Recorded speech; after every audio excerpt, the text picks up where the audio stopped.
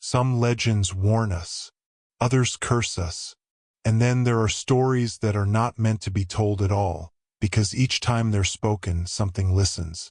This is one of those stories. It begins with a simple sound, 3 knocks at your door. Always at 3 a.m. Never more, never less. They say it isn't a visitor. It isn't human. It's a hunger that wears the shape of a man. And once you hear it, the countdown has already begun. The apartment was silent, except for the old clock on Emily's wall ticking toward midnight. She had been struggling with insomnia, staring at the ceiling, when her eyes flicked toward the time. 2:59 a.m. Just one more minute to survive before the dreaded hour. She had laughed at the legend before. She wasn't laughing now. At exactly 3 o'clock it began. Knock, knock, knock. Slow, deliberate. The sound vibrated through the wood, deep enough to rattle in her chest. Emily's heart froze. She held her breath, praying it would stop.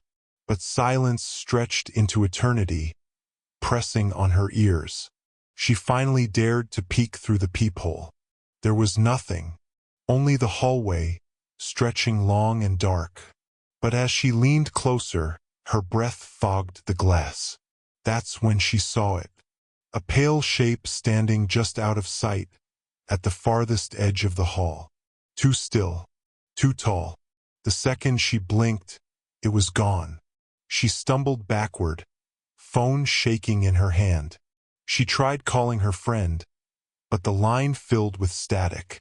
Then, beneath the hiss, a whisper rasped directly into her ear. "Open the door." The call ended itself. Her screen cracked as if something had pressed against it from the inside. Night after night, the knocking returned, always 3 times, always at 3 a.m. But the sound began moving.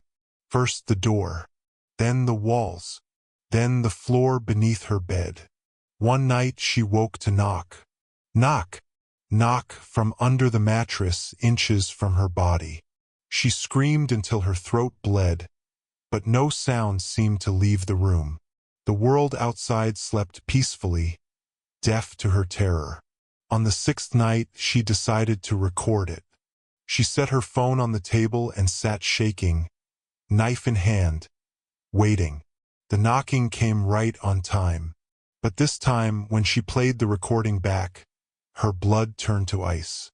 There were 4 knocks, and on the last one, the camera caught her own face in the reflection, smiling though she hadn't moved. By the 7th night, she was unraveling. Sleep-deprived, half-mad.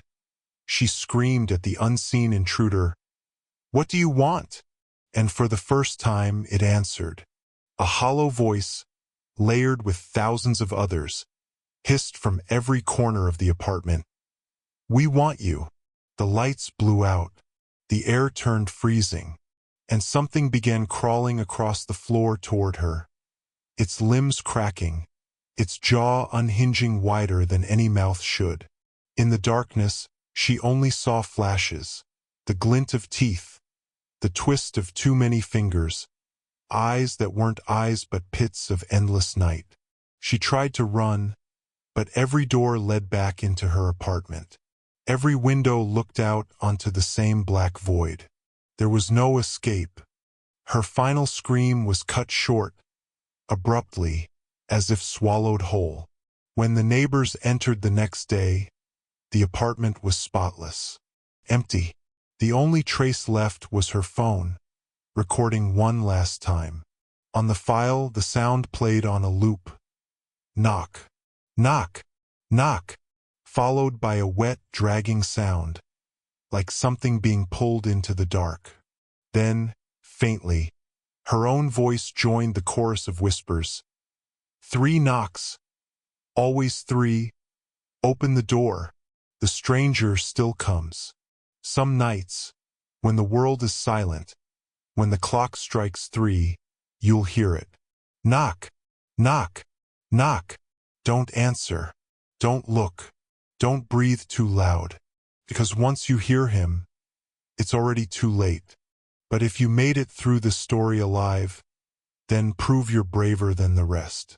Hit that like button before the clock strikes 3. Subscribe if you dare, and leave a comment whispering what you heard in the dark. Share this tale with someone you'd sacrifice to open the door instead of you. Because once the knocking begins, it always needs a soul.